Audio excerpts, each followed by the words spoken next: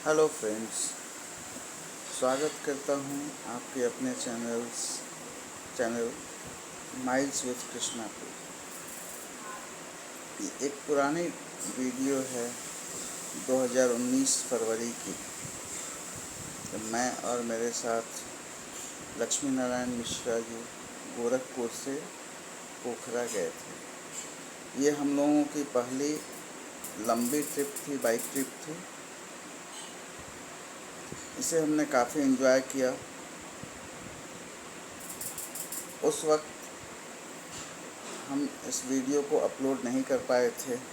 अभी मैंने एडिटिंग सीखना शुरू किया है और ये एक मेरी कोशिश है छोटी सी, शायद आप लोगों को पसंद आए। एडिटिंग में कुछ गड़बड़ियाँ हो सकती हैं। ये वीडियो शूट भी किया गया था, तो खुद के देखने के यादगार के पर्पस से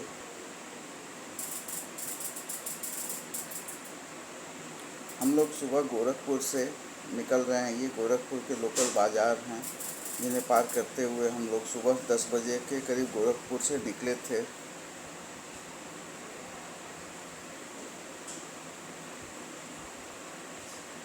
हल्की हल्की ठंड थी।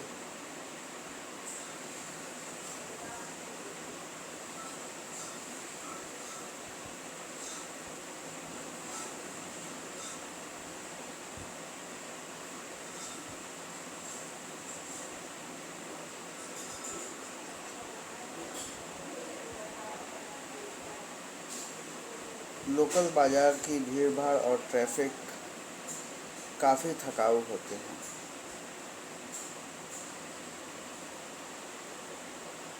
खैर, किसी प्रकार हम लोगों ने लोकल बाज़ारों को पार किया और इंडियन बॉर्डर तक पहुँचे, जो सोनौली में है। ये बॉर्डर का गेट हम क्रॉस कर रहे हैं। ये इंडियन साइड का गेट था। आगे जो गेट दिख रहा है बड़ा सा, वो नेपाल साइड का है। यहाँ से हम भैरहवा में प्रवेश कर रहे हैं। भैरहवा नेपाल और भारत सीमा पे स्थित है।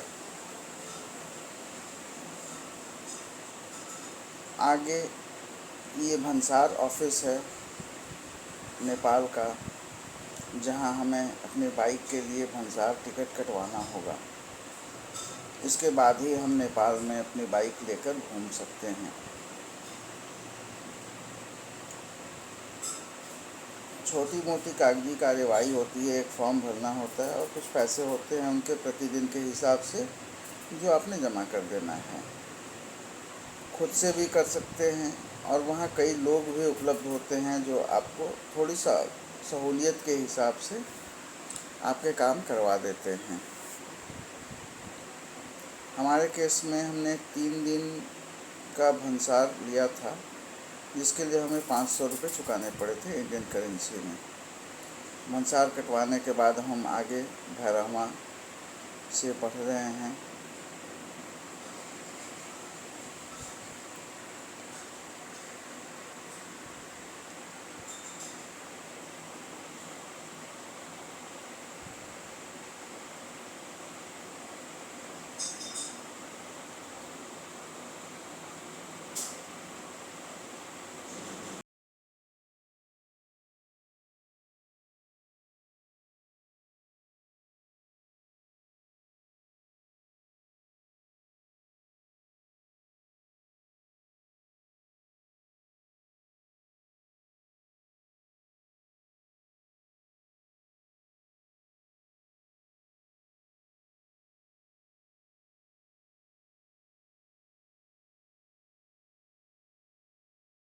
भैरहवा से 5-6 किलोमीटर आगे बढ़ते ही पुलिस ने चेक पोस्ट लगा रखा था, जहां इंडिया से आने जाने वाली हर गाड़ियों की चेकिंग हो रही थी। उनके कागजात, उनके भंसार और ड्राइविंग लाइसेंस वगैरह की जांच की जा रही थी। जांच के बाद हमें आगे बढ़ने को बोला गया और हम निकल पड़े अपनी मंजिल की ओर।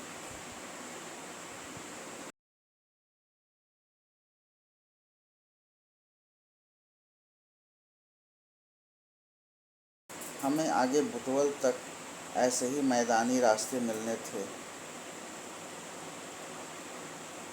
जैसा पता चला था कि भुटवल से हमें पहाड़ों पर चढ़ना है और फिर मैदानी रास्तों के दर्शन नहीं होंगे। भुटवल से पोखरा तक लगातार एक पहाड़ से दूसरे पहाड़, दूसरे से तीसरे होते हुए आगे बढ़ते जाना था। ये सोचकर ही मन रोमांच से भर जा रहा था।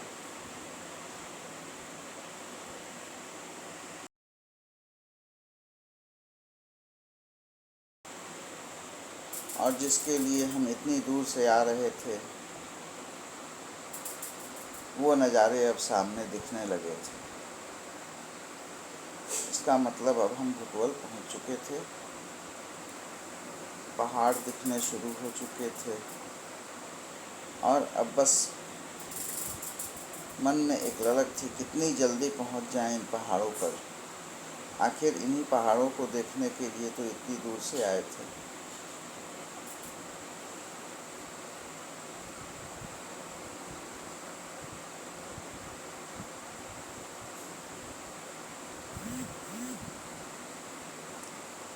पहाड़ और हरियाली हर किसी के मन को बहुत लुभाते हैं।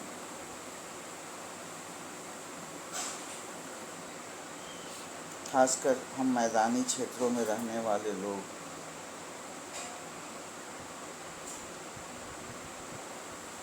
पहाड़ों पर जाने के नाम से ही मन रोमांचित हो उठता है।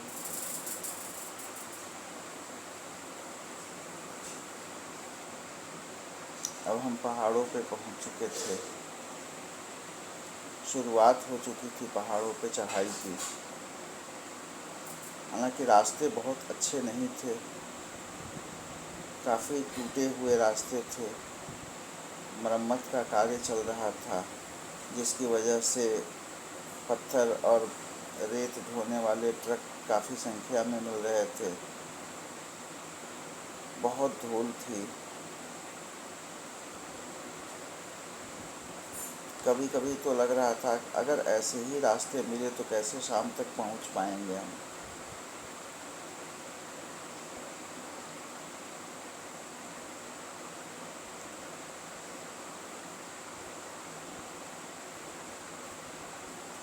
छोटे छोटे गड्ढे भी थे रास्ते में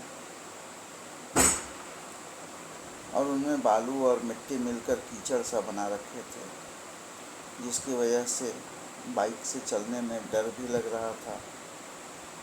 बगल में ही किनारे, सड़क के किनारे कोई बैरिकेडिंग नहीं और गहरी खाई।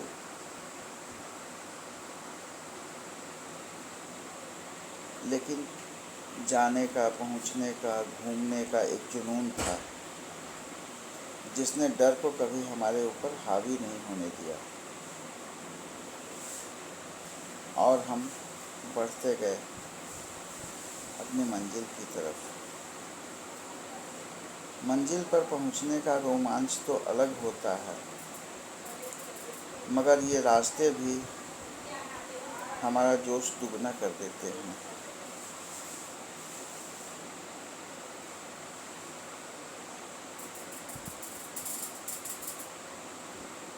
थोड़ी समस्या इस धूल और बालू को लेकर हो रही थी, मगर हमें उम्मीद थी कि आगे शायद सब कुछ ठीक हो जाएगा।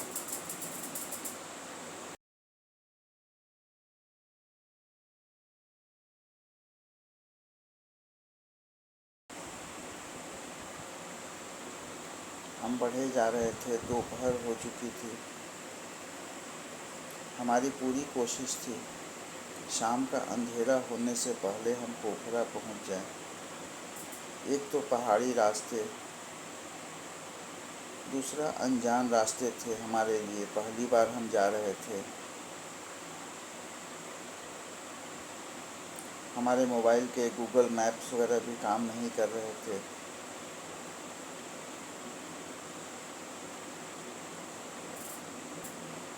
इस इंडिया में ही हमने अपने मैप पे देख रखा था कि रास्ते में कौन कौन सी छोटी छोटी जगहें पड़ेंगी जिनसे होते हुए हमें गुजरना है, और उन्हीं जगहों का पता पूछते पूछते हम आगे बढ़ते चले जा रहे थे। अधिकांश जगह तो एक ही मुख्य सड़क थी, मगर जहाँ सड़कें दो तरफ बंटती थीं वहाँ समस्या होती थी किधर जाएं।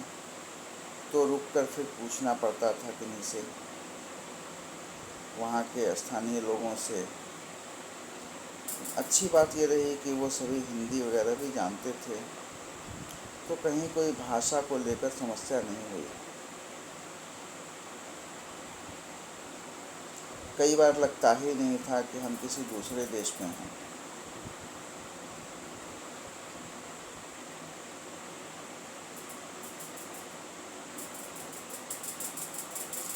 इस धूल से न जाने कब मुक्ति मिलेगी।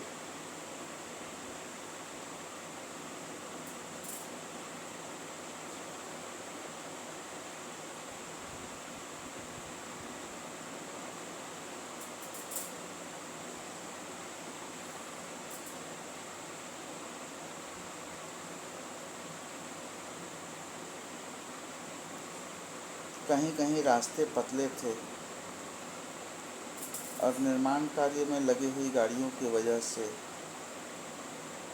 हल्की जाम जैसी स्थिति भी बन जाती थी।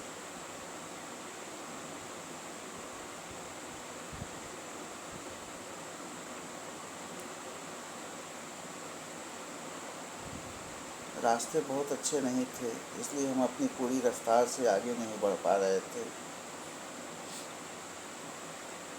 खैर, धीरे धीरे सड़कें अच्छी मिलने लगीं।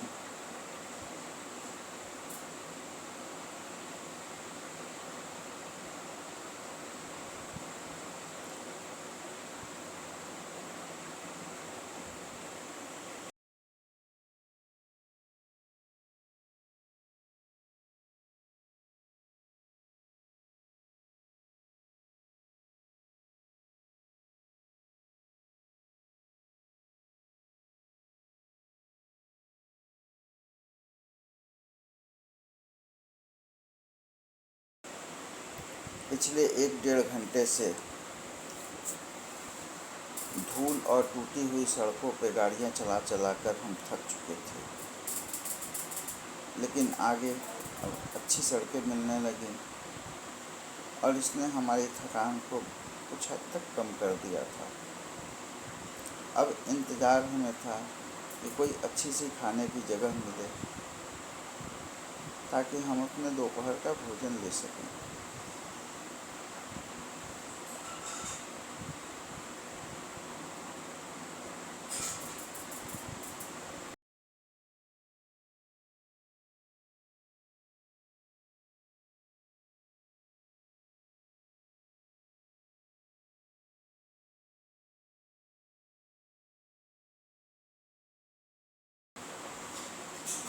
सड़कें बहुत चौड़ी, साफ़ सुथरी थीं।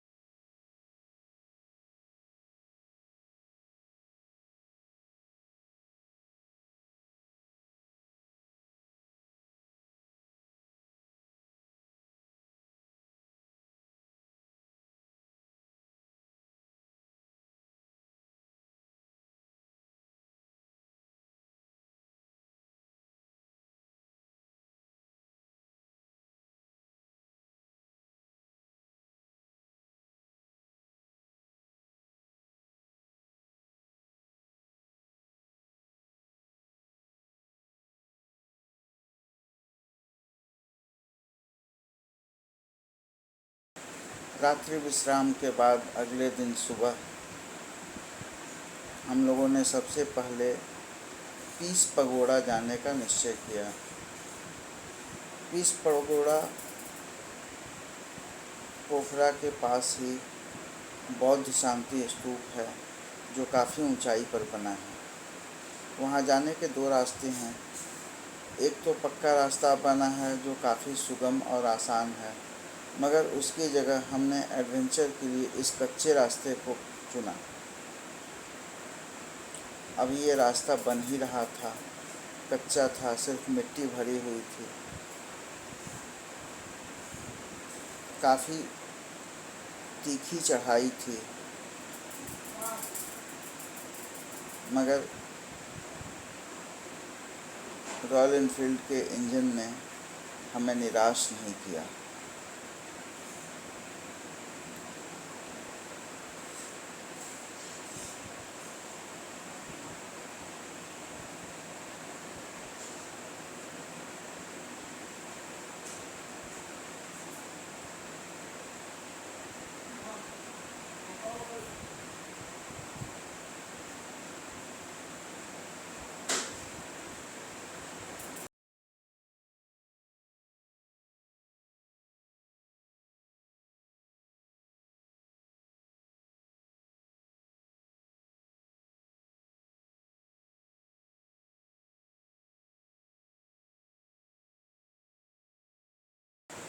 ऐसे ही गोल गोल घूमकर हम पहाड़ की ऊंचाइयों पर चढ़ते रहे।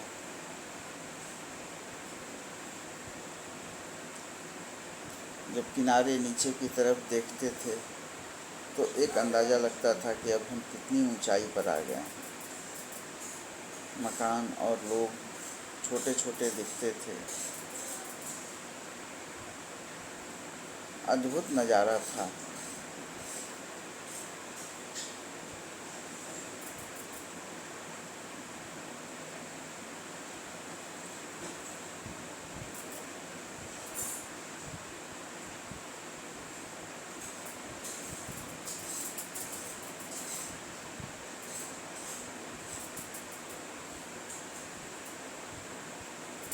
बीच बीच में कहीं छोटी छोटी दुकानें बनी हुई थीं।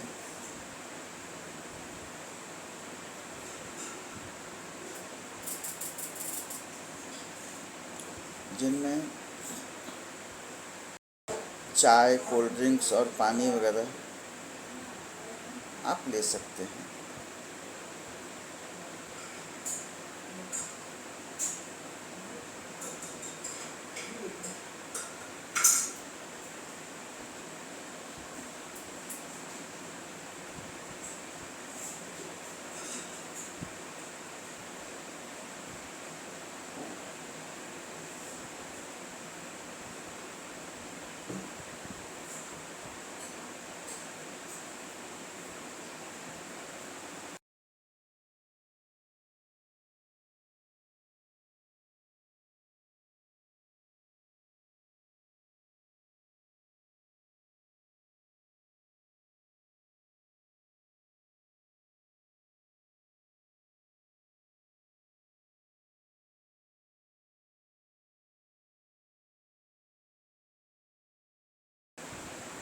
हम लगातार ऊंचाई की तरफ बढ़ते चले जा रहे थे।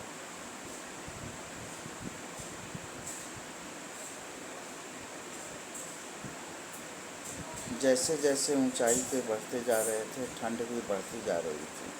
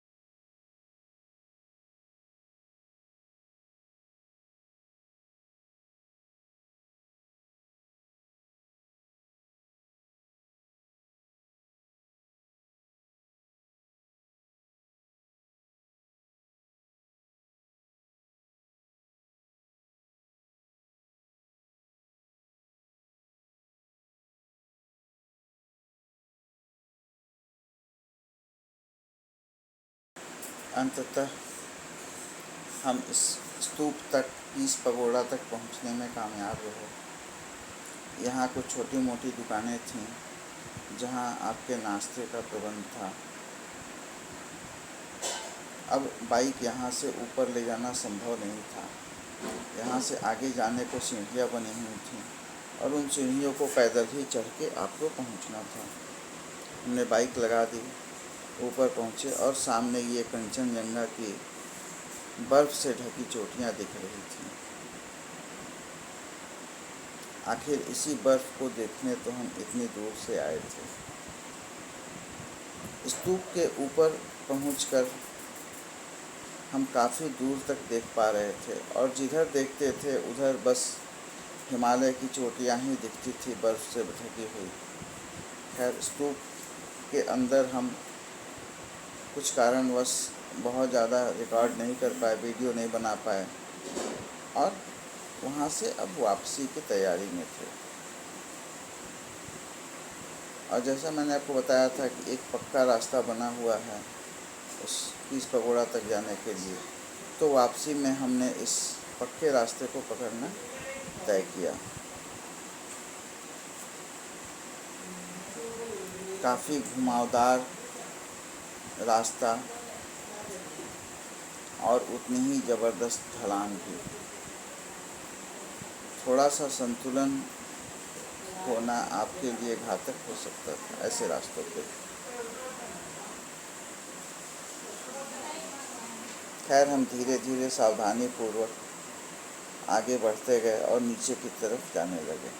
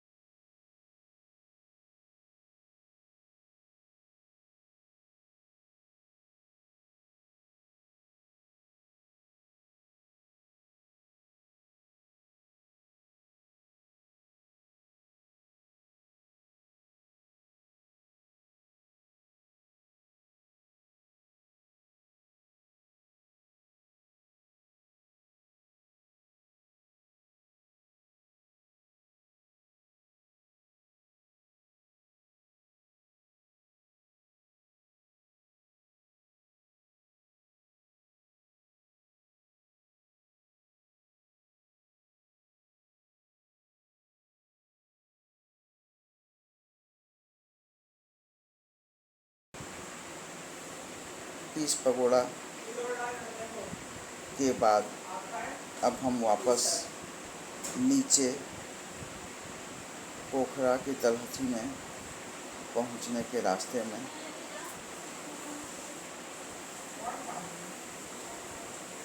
आज का सफ़र आपके साथ बस यहीं तक। अब अपने अगले एपिसोड में आपको फिर किसी नए जगह के दर्शन कराएंगे।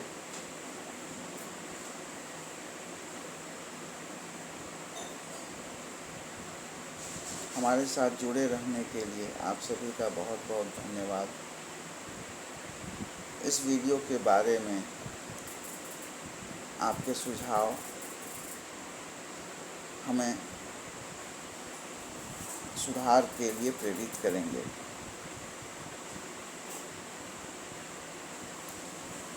कृपया अपने सुझाव ज़रूर दें और कमेंट करें। आप सभी का धन्यवाद।